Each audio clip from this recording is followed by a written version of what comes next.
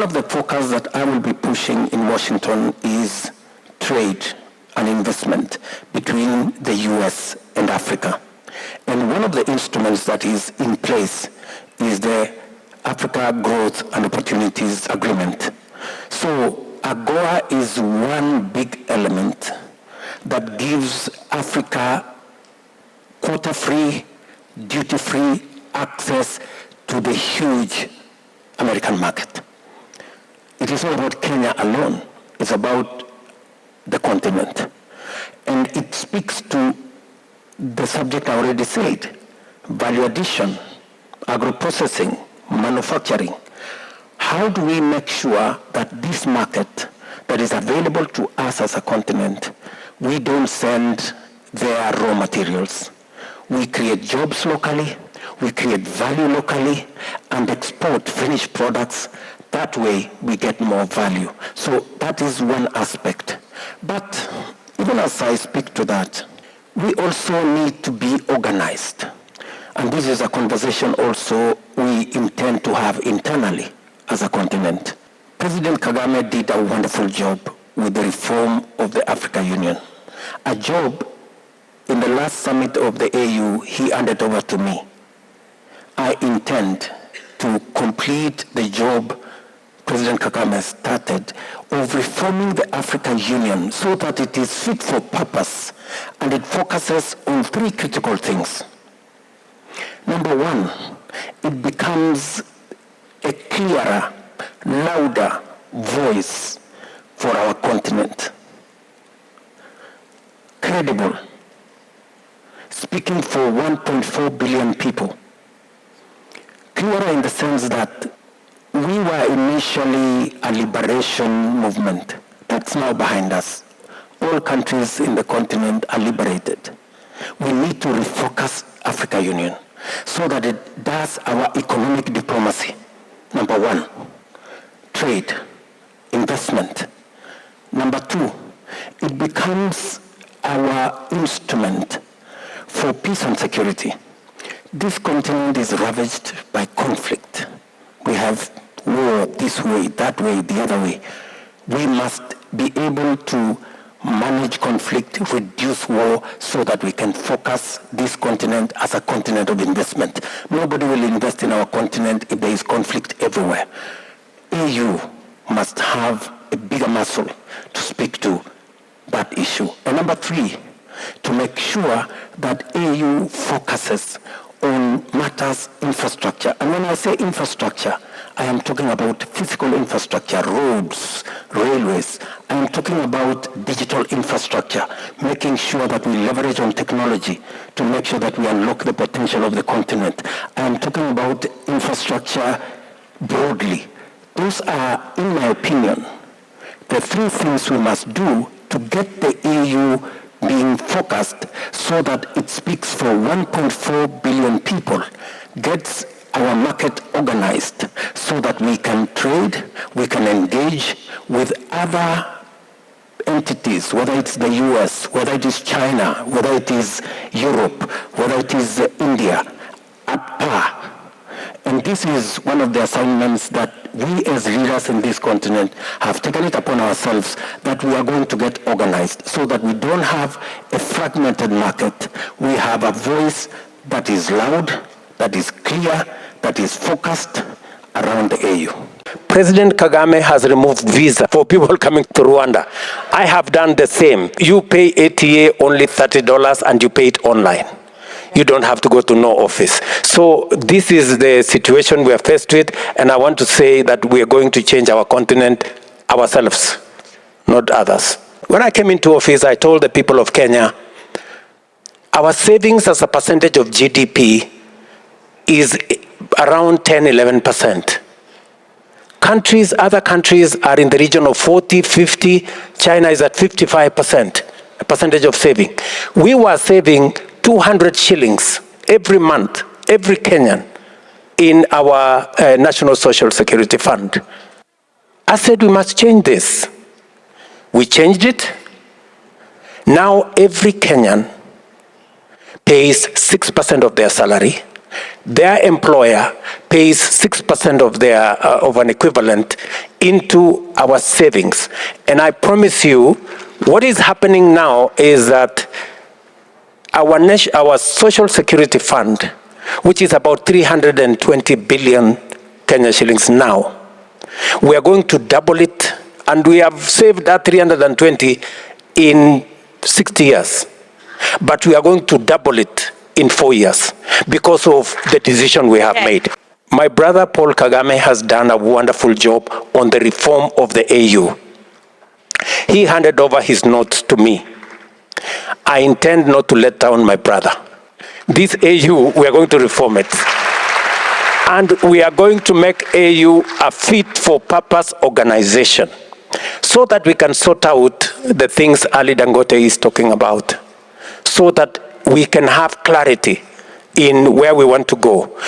We can get the Africa Continental Free Trade Area moving and being a reality so that our business people can trade across this continent, so that we can move across this continent. We agreed with the people of Kenya that housing is a problem.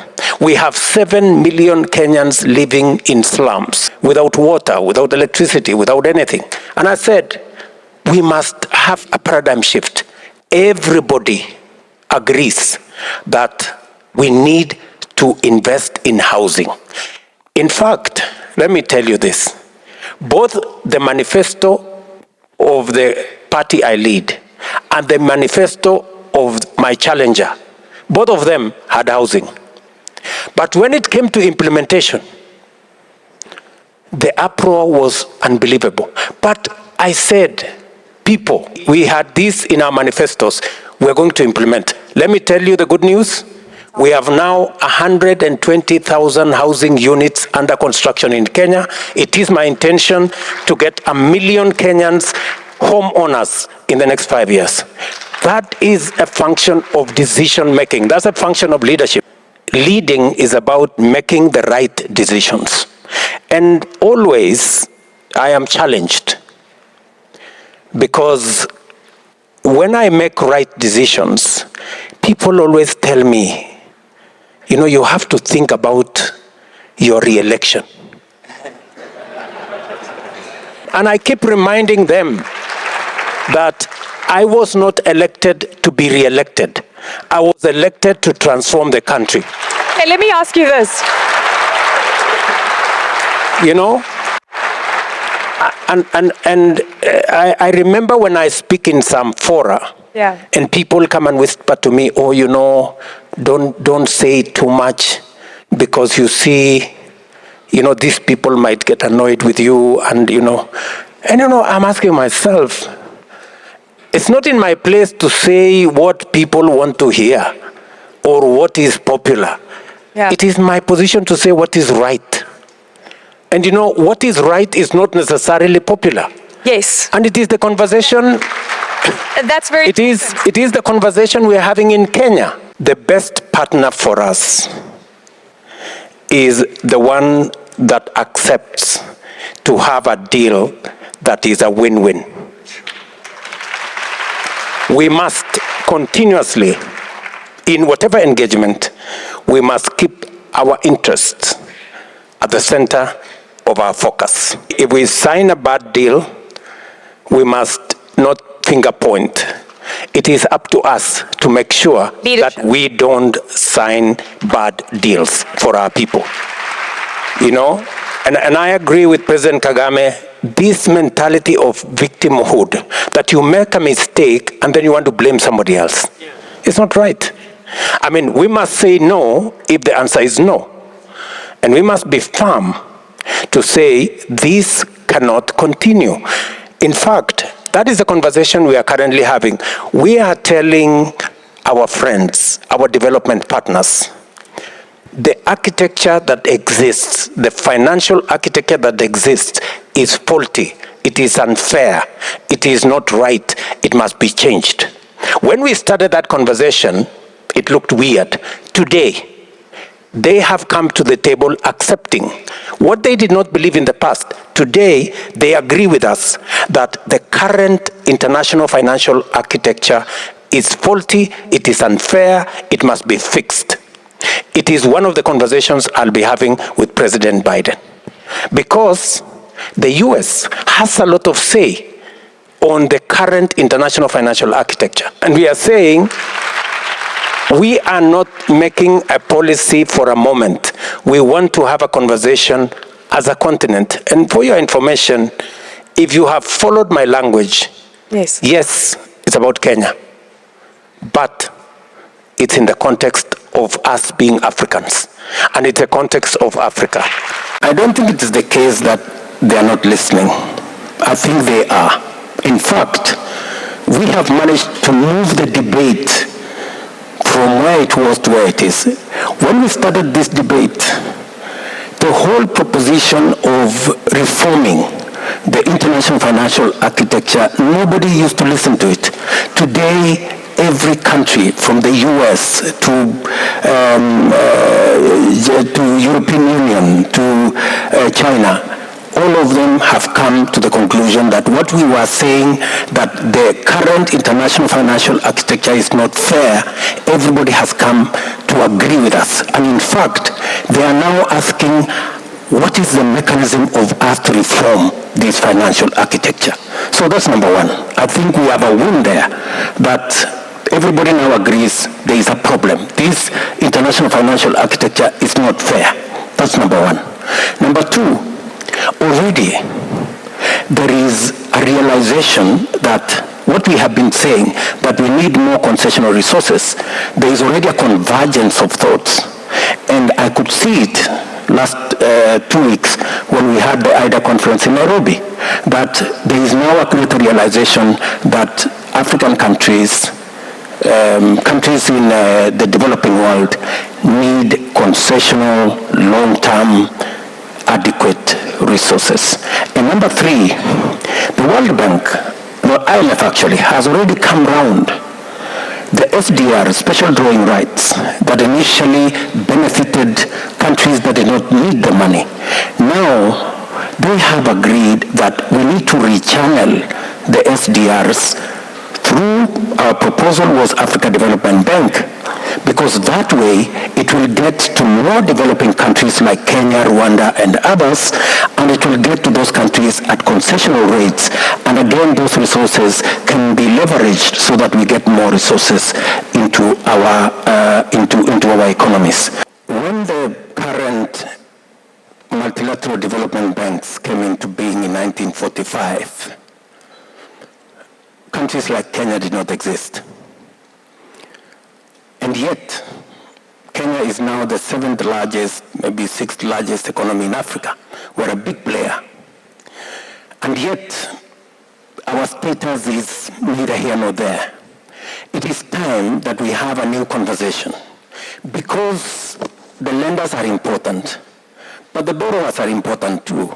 Development partnership has two components on both sides. So we must have a candid conversation so that we have an organization that is democratic, that is representative, so that all of us have an equal voice on what happens. And that is why when we had the meeting of IDA, we put our propositions on the table. We believe there should be a fairer, more balanced representation at the multilateral development banks boards, so that our voice, our ideas, our suggestions are on the table. That's number one.